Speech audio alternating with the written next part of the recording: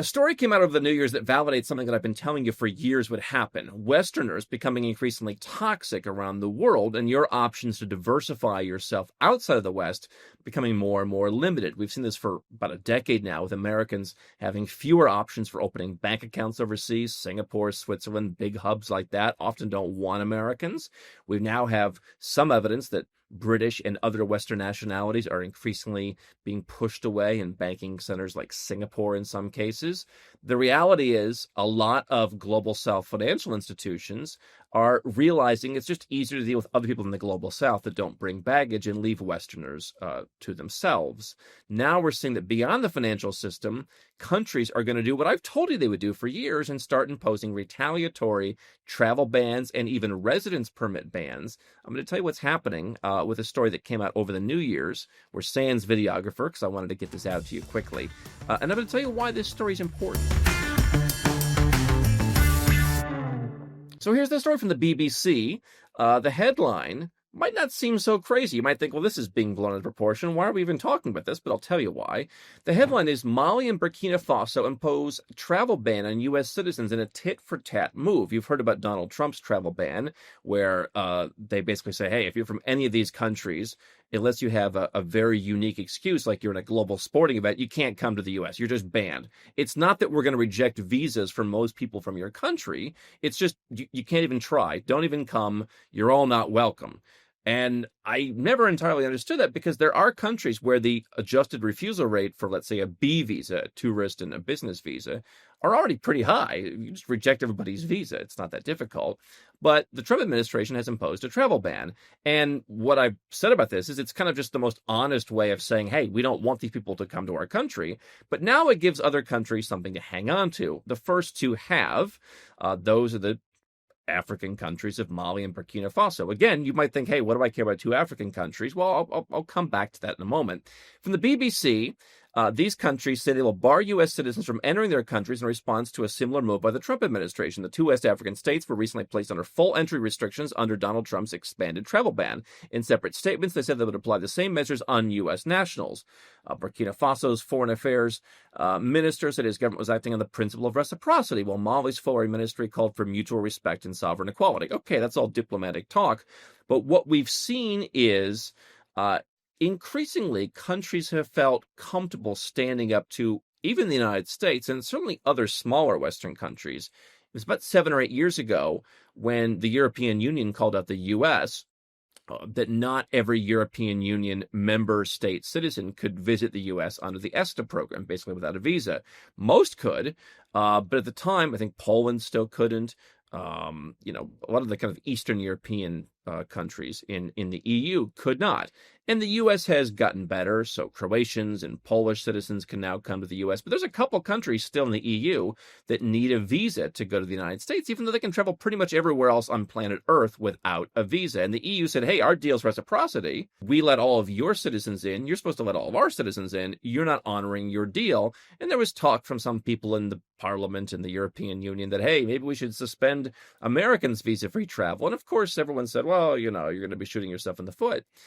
But the camel's nose was then under the tent. The idea was out there, hey, even back when the U.S. and Europe had better relations, hey, maybe we should just actually uphold our values of reciprocity and not let you guys come.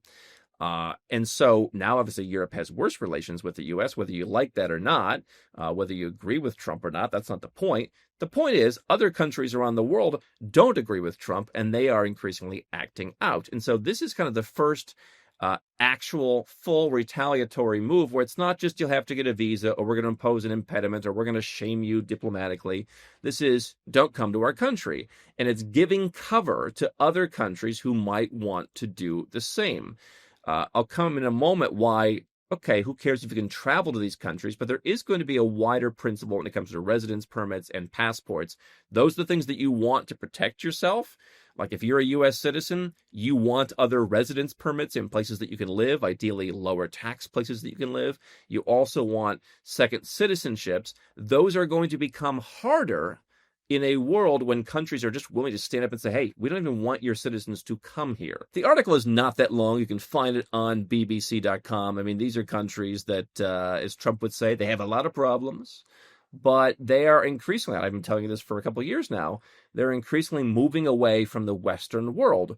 The coups in that part of Africa in the last number of years, they would say are largely related to we don't want to be under a colonialist system. We don't want our currency tied to whatever they decide in France. We want to decide our own future, right? You have America first in the United States. We're going to have Mali first. We're going to have Burkina Faso first. And some of the people kind of laugh at that.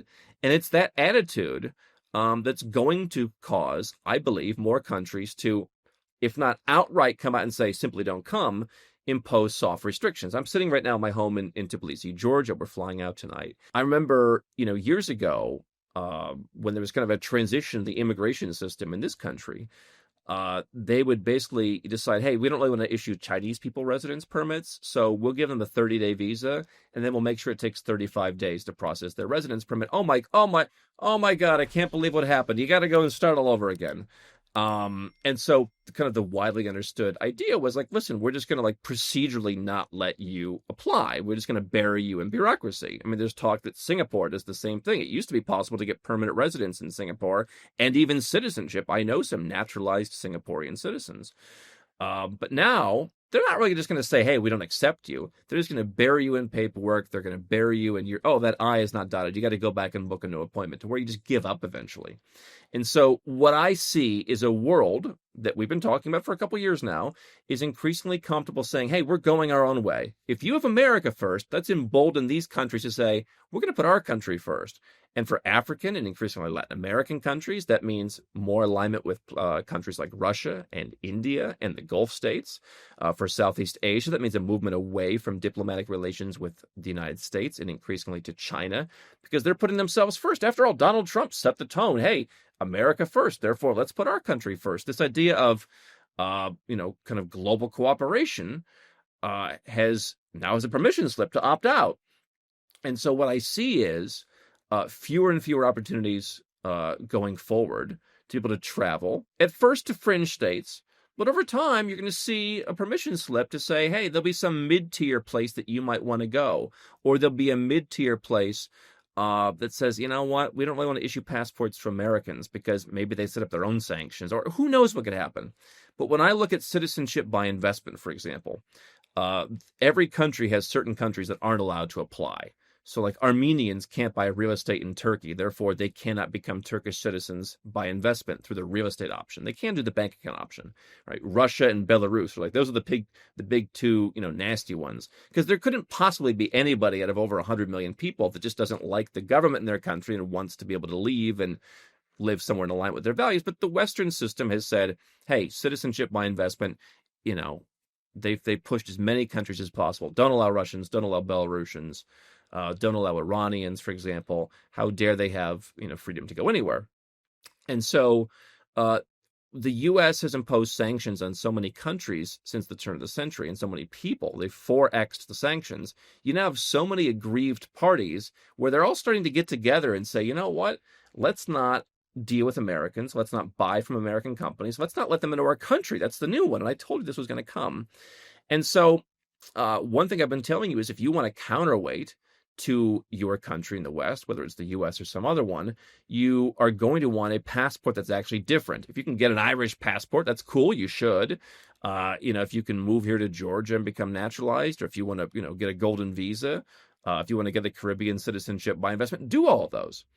But I believe that global South passports are going to be the counterweight to where the next pandemic, the next tax grab, it's the global South countries, and Africa in particular, that are pushed back on those things. And I'm going to be in Rwanda in May, and that is basically, the Singapore of Africa. It's one of the cleanest cities in the world, their capital city of Kigali. And I would say, if the Western world totally falls apart, a place like Kigali, Rwanda, wouldn't be the worst place to stay, stereotypes aside. And yet, what happens when more countries in Africa decide to say, you know what, we don't like the way the U.S. is pushing us around. We're not going to let you come here. And we're certainly not going to let you get our citizenship by investment. Right now, Africa has a handful of different citizenship by investment countries. I'm going through the process right now in Sao Tome and Principe, as well as Egypt. I've gone through the Comoros program, now defunct. And Botswana is coming out. And those are all countries that are increasingly aligning, again, away from the Western world. And so Americans, for example, and other Westerners are not a big consumer of citizenship by investment. They're a much bigger market now over the last 5 years, in part thanks to Nomad Capitalist, I think. We were talking about this when everybody was laughing at me 12, 13 years ago. And now Americans are getting second passports, but it still doesn't match what, Asians and other people are getting second passports. One of these African passport programs could easily just say, you know what, we're going to follow Mali and Burkina Faso. We don't want Americans to come to our country. And because of that, you can't get our passport. And so what this means is a tightening of the options. It means that maybe you have to pay more for a second passport as the Caribbean raise their prices. African passports are the new bargain. It might mean you just have fewer options. It might mean that the option that's going to protect you geopolitically is gone away. And so I don't know exactly what's going to happen. That's what makes this a black swan event is, black swan events, you don't know what's going to happen. But what I'm looking at is, Mali and Burkina Faso are not the actual place that matters. It's the mechanism that matters. It's this ability and this willingness, whether it's Europe, whether it's a lot of countries during COVID that said we don't want, big countries like the U.S. being able to come here. Having a small country's passport was much better during COVID. There were some African passports that were better for travel than a U.S. passport during COVID in 2020. And so it's about a pattern of countries saying we don't need the U.S. And the U.S. and I imagine a lot of Americans watching this are going to respond by saying, good, who cares about those places? Well, we're looking at every trend going in the wrong direction in the Western world. The U.S.'s share of the global reserve currency is going down dramatically. Look at what's happened with gold in the last year and what that means. Look at, they're talking about actual population decline in the U.S., the country that was supposed to be the one country that would never have population decline because of immigration. That could be a thing now. And what's going to happen to the economy long term? And like all these trends in the Western world are heading in the wrong direction. Governments are going to respond in kind by threatening, taking away more of your freedoms and raising taxes. It's predictable. You're seeing it in all the countries, and you can elect a right-wing government for a while, but it's not going to stick. Some of the same New Yorkers who voted for Trump in higher numbers this year also voted for Zoran Mandani, an avowed democratic socialist who wants to take more of your money so everybody else gets free stuff. And so the idea that you're just going to keep some right-wing government in charge forever and go against the fact that people in the West are increasingly feeling despondent, it's just not going to work. The West is going to fall apart, and places like Kigali, Rwanda are going to slowly creep up. Except the question is, are you going to get a backup plan in those countries and with access to the global South and with access to the places where the freedom is going and where the taxes will be lower because those countries are tired of being told by the West they have to tax higher in order to get along with the West? Are you going to get your backup plans in those countries, in this kind of country, before they say you can't? I've always said better years too early than a day too late. I've invested a seven-figure sum at least in residence permits and passports around the world, and I don't always know what I'm going to do with any of them. I used my Cambodian passport recently in a way that I didn't think I would have to, but it came in handy. If I didn't have it, I would have had some problems at a particular trip. And so I've just realized I want options in every corner of the globe, and that's worth investing in so that as the West continues to decline, I can zig and zag as needed. Not because I believe in doing anything untoward. I'm the goody two-shoes of the offshore world, but because the Western governments are going to do a lot of things untoward when they try and take your money. California, headline today, could be in the ballot. Wealth tax, retroactive. What have I told you for years? Where are you going to go when that happens? Maybe instead of moving from California to Florida, you just ought to leave the country. And maybe you ought to have an arsenal of residence permits and passports in places that are antithetically, just opposed to everything California stands for, except those countries are saying, you know what, screw you. You don't want us, we don't want you. And so banks for Americans are somewhat of an issue. We still help Americans get bank accounts. But I think there will be bans. I mean, if the U.S. can invade, 40 countries in my lifetime, and they just, they've never paid a price for that almost anywhere. I'm not endorsing what's happened in Russia, but I don't think Russia invaded 40 countries. And it's almost like you're not allowed to say that in the West. You're an evil person. You're a Putin bootlicker. If you're like, I don't think Putin invaded 40 countries. I don't think Putin claimed he was the anti-war president and then went to invade Venezuela and cut off their economy. And what I do think is that finally the West's chickens are going to come home to roost in that, when the U.S. invaded, Grenada, who was going to say anything? Now you have China, now you have the Gulf, now you have, other places that these countries can align. And if they look at their, books and say, hey, 4% of our citizenship by investment or 4% of our resident by investment clients are Americans, you know what? We say we're not going to deal with them anymore. Just cut off their options. They can't come here anymore. They can't get a residence permit. They can't get a passport. And let them live in the West. Let them live in the fire. Let them go down with the ship that they created. I wish I had some specific example to give you other than I've been right about, reducing freedoms and rising taxes and kind of everything that the political class is gonna push on you as they lose their power. I believe I'll be right about this in the next 5 to 10 years. And so the question is, if you're on the fence about setting up financial, residence, and citizenship infrastructure in the global South, maybe the New Year's resolution should be, this is the year you're going to do it. And you're going to put some money out and you're going to get that infrastructure set up to where you are years too early rather than a day too late for whatever black swan event comes from increasing geopolitical friction with the declining West, which is going to take more of your money and going to take away more of your freedoms, and the rest of the world. Not to say that all those other countries are perfect, but as we see other countries and other regions building unions, I'll take an African passport that's planning to give me freedom of movement across an entire region, and I'll take my pick of countries of which one I can live in. You may not need to have a Rwandan passport in the next 5 to 10 years to be able to live in Rwanda. We could look at Southeast Asia and the same thing. This is the kind of thing I've pledged that we're going to talk to our clients about in 2026. You can go to nomadcapitalist.com/apply if you'd like to be a client. We're starting to get away from how much money that you need and more into how much money that you're willing to invest. If you just want to get a Mexican residence permit and a Georgia bank account, you probably should do that somewhere else. I wish you best of luck, and people come up to me every day and say thank you for inspiring me. What I want to help clients do this year is some version of what I've done. You get a couple passports, and they're not all in places that you've heard of before. They're probably going to be in some places where your neighbors are going to laugh at you, because people have been laughing at me my entire life. And the decisions that I was laughed at for, I think, have largely turned out to be true. If someone's not laughing at you, you're probably not doing it right. And so I want to help people get together a couple of passports. And yes, one of them could be in the European Union. Yes, one just could be off-the-shelf Caribbean citizenship by investment. But there should be some kind of bespoke plan where you can escape the entire Western world in places where they're actively pushing back against that Western world.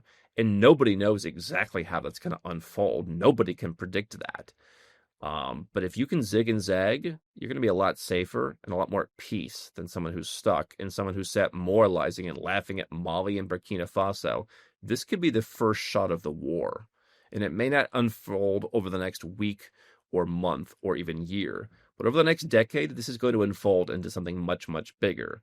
And if you value freedom, financial, personal, then you're going to want to be on the right side of this in places that actually are moving in the right direction.